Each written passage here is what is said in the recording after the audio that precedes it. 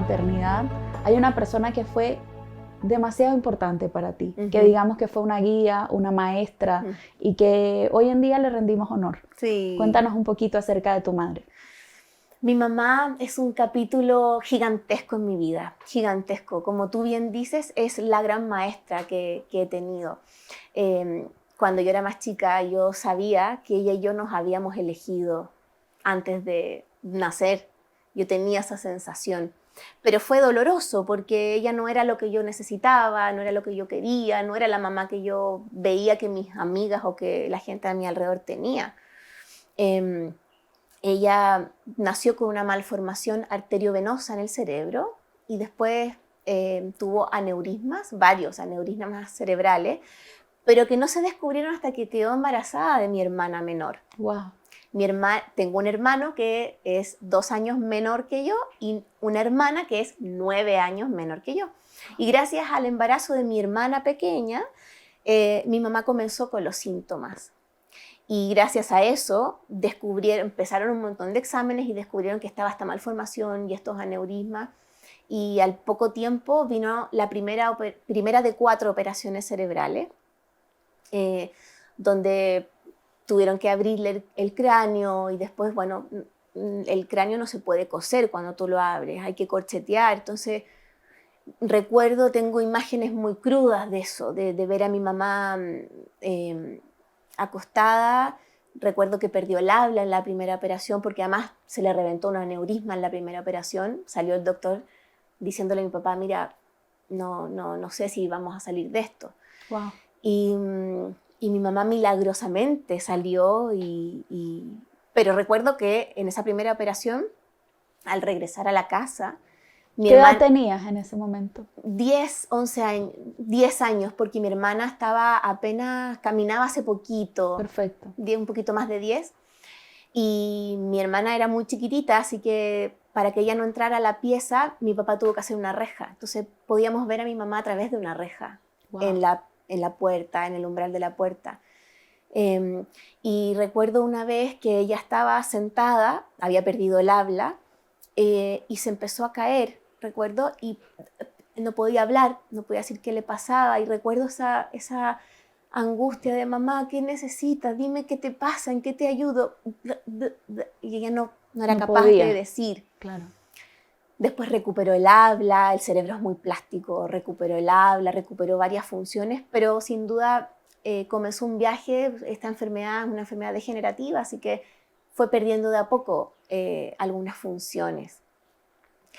Y ese proceso, mi mamá murió hace poco, sí. Hace 2 años y un poquito más, o sea, murió a los 35 años míos. Básicamente toda mi vida mi mamá estuvo enferma y fue un entrenamiento gigantesco y más que intensivo, claro, de estar observando mucho al otro. Sí. ¿Sí? Como ella ya no pudo hacerse cargo como quisiera una mamá, yo tuve que desarrollar muchas habilidades. Claro. Me hice cargo de mi hermana en varios aspectos también. Claro. Recuerdo que me encantaba bañarla, le secaba el pelo, muchas veces la llevé al jardín, después la ayudaba con sus tareas. Para una niña de 10 años es como un muñeco que está vivo, que se mueve, digamos. La mudaba, claro. me encantaba. Entonces desarrollé un aspecto que hoy me ha traído grandes satisfacciones. Tal vez hubiera sido genial no aprenderlo de esa manera, ¿sí? Claro. Pero ese ha sido uno de los grandes regalos de mi vida y de mi mamá. Claro. La capacidad que tengo ahora de ver sutilezas. Claro. ¿Sí? Pero hay un día que todo cambió. Sí. ¿Cuál fue el día que todo cambió? Hay un día en que todo cambió. Mi mamá empezó a perder algunas funciones, entre ellas el control de esfínter. Y recuerdo cómo para mi papá y mis hermanos, y para mí, nos daba mucha rabia cuando ella de nuevo te hiciste pipí, mamá, pero tienes que ir al baño, tú sabes, y había que llevarla como con horarios como los niños varias veces para que pudiera hacer pipí y no se hiciera. Entonces, era todo un tema esto en mi casa. Mi papá se negaba a ponerle pañales, ella todavía estaba cognitivamente no era para ponerle pañal, o sea, era un dolor gigante para ella, como si tú y yo tuviéramos que usar pañales ahora. Claro.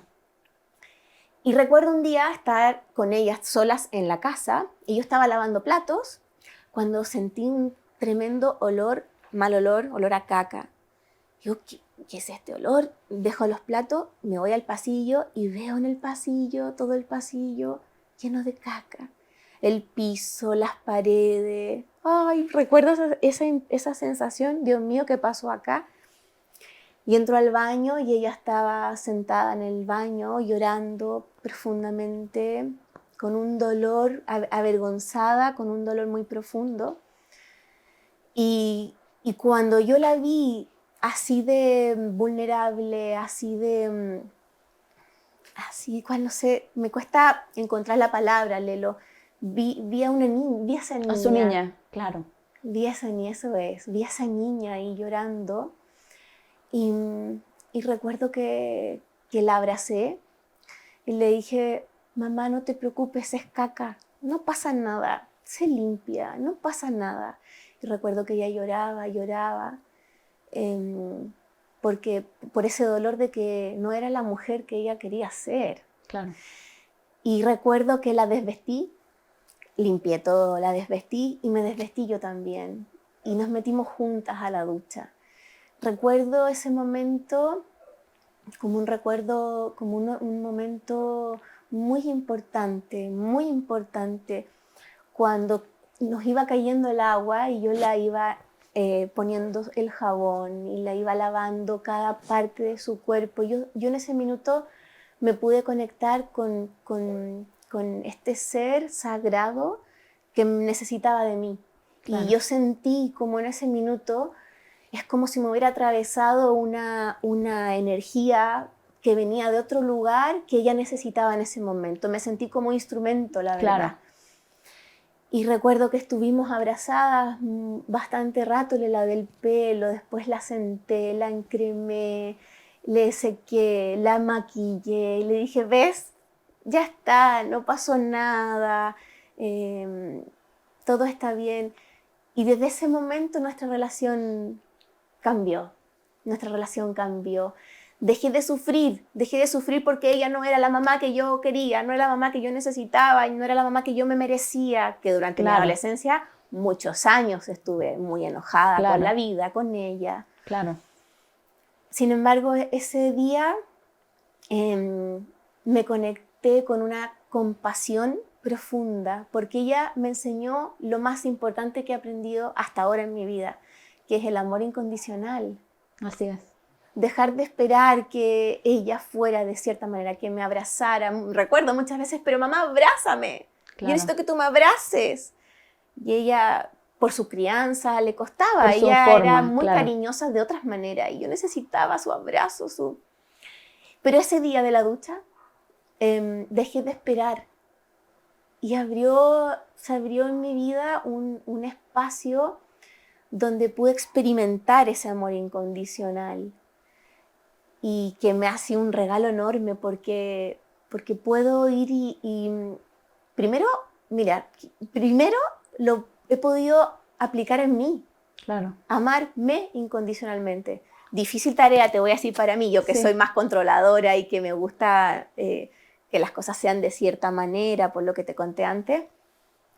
Ha sido toda una experiencia también. Y en mi maternidad también ha sido importante. Es que justamente eso te iba a decir. Yo siento que ese día, de alguna forma, nació otra Titi. Sí. Nació la Titi quizás protectora, que estuvo esperando de alguna forma que su entorno la protegiera. Y ese día se hizo cargo de sí misma y de otro a través del amor.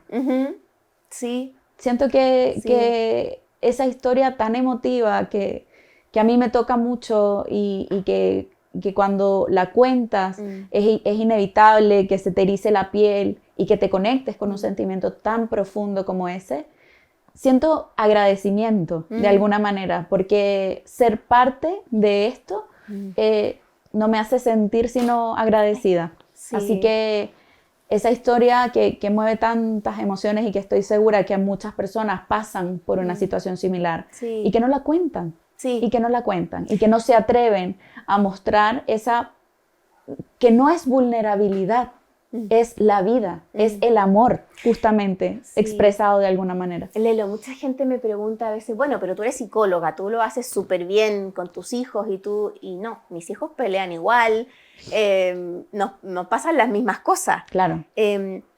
Pero la enfermedad de mi mamá me ha permitido ponerme en una vereda en la vida en que me permite disfrutar más, me permite constantemente intentar ir a lo importante, y a veces me pierdo. Claro. Y me descentro. Claro, lo natural. Por supuesto, y lo digo sin culpa, Claro. me pasan esas cosas, pero intento volver. Claro. Volver. Y mi mamá fue un tremendo aprendizaje en eso. Después ella los últimos 3 años estuvo postrada, conectada a oxígeno a una máquina que la alimentaba. Y, por ejemplo, nunca más pudimos volver a celebrar con comida. Un cumpleaños con una torta, porque ya durante 3 años claro. No podía comer. Se alimentaba por una sonda. Una sonda. Entonces, aprender a conectar con ella desde otro lugar, desde la música, desde la mirada, ya cuando ya no hablaba mucho. De hecho, hay unos videos tuyos cantándole a mamá. Sí. Que son muy emotivos igual. Bueno, ella me enseñó a tocar guitarra. Mi mamá fue una gran música. Wow. Gran música. Y a veces hago algunos podcasts o algunos videos en mis charlas hablo de la guitarra. Lo recuerdo perfectamente. Hablo de la guitarra que tiene un significado tremendo desde lo socioemocional. Claro. Otra cosa es con guitarra. Y ella me lo enseñó. Entonces, cuando ya estábamos juntas, era yo la que le tocaba alguna canción y nos conectábamos desde ahí, de la música, desde su olor, desde el tocar la piel y que me hace también conectarme así con mis hijos. Claro, desde la sutileza, desde lo sutil. Desde lo sutil. No hay que hacer grandes cosas. Claro. De repente es como... Es que ¿sabes qué pasa? Las grandes cosas son esas. Lo que pasa es que hemos aprendido quizás a que el vocabulario de las grandes cosas son otra cosa. Sí. Pero en realidad las grandes cosas y los momentos que nos transforman son eso. Sí. Y Titi, hablando de eso, justamente hablando de mamá, sí.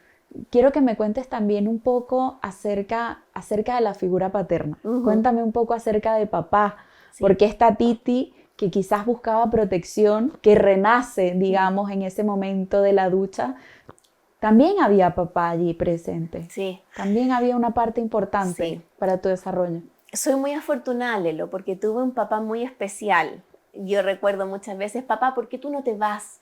¿Por qué tú no te vuelves a Argentina? ¿Por qué tú sigues con la mamá? ¿Por qué? ¿Por qué tú sigues junto a ella? Claro. Y él siempre su respuesta era porque yo la elegí. Wow. Porque yo la elegí y a mí no me gustaría que ella me abandonara si a mí me pasa esto. Ella no eligió que le pasara esto. Y te confieso que esa respuesta, cuando yo era adolescente, muchas veces me dio rabia. Claro. No le creía, decía, ¿cómo me va a decir esto? No puede ser. Mi mamá, era una niña mi mamá. No era una esposa. ¿Sí? No, claro. Él se hizo cargo él tuvo que adaptar su relación con ella. Y vi en la relación entre ellos un amor tan profundo que lo agradezco tanto porque también me posiciona en un lugar distinto en mi relación de pareja. Por supuesto. Con mi esposo, con mi marido. Y mi papá, cada vez que yo lloraba, recuerdo, él es grande y esos abrazos que él me da, calentitos, de oso, protectores, pero siempre me decía, él me dice guachimoli. Guachimoli. Ajá. Entonces me dice, guachimoli, tenés dos opciones. O masticas vidrio y tiras mierda con ventilador, o aceptás lo que nos pasó, Titi, lo que nos tocó. Esto nos tocó, hija. Esto nos tocó, vivámoslo con alegría. Y a mí me daba rabia su respuesta, no me gustaba su respuesta. Yo necesitaba ser consolada. Yo quería que él me permitía llorar. Yo lloraba, dejaba todo mojado. Pero rápidamente me sacaba de esa emoción. Y eso ha sido un entrenamiento para mí importante también. Por supuesto. Como él si no hubiera estado él en este contexto y en esta historia con esta mamá, estoy segura que yo no vería la vida maravillosa a pesar de las dificultades. Él ha sido súper importante en eso. Entonces él me fue entrenando en cómo gestionar mis emociones y salir. Hay una línea delgada entre evitar, no pasa nada, está todo bien, cuando no está todo bien, versus, bueno, no está todo bien, me siento triste, enrabiada, angustiada, ansiosa, pero puedo elegir sentirme distinto. Claro. Y desde muy chica las emociones en mi familia, sobre todo con él, ha sido parte muy fundamental en la crianza. Claro. Muchas veces tuvimos que hablar de la muerte desde que yo era muy chica y hablar con ella, cómo quería ser enterrada, qué canciones quería. Muchísimas veces hablé con ella de su muerte. De su proceso, claro. Y en familia muchísimas veces. Y a eso me hace hablarlo a mí también. Por supuesto. Apenas conocí a mi marido, mi esposo, y yo le hablaba, bueno, cuando yo me muera, decía, no, es que ¿por qué me dices esto? Por favor, no me... Claro. Digo, me imagino pololeando, dos pololos jovencitos, y no, cuando yo me muera, es súper impactante sobre todo, y mira qué importante lo que estás diciendo, porque justamente eso que para ti es natural, para otro no lo es. Sí. Y eso que tú acabas de contar de papá te dio una llave súper importante, en donde tú vas abriendo porque tú tienes el poder de elegir cómo sentirte, el poder de elegir lo que tú deseas hacer para tu vida. Que eso es, en términos técnicos, la famosa o la bien llamada gestión emocional. Por supuesto.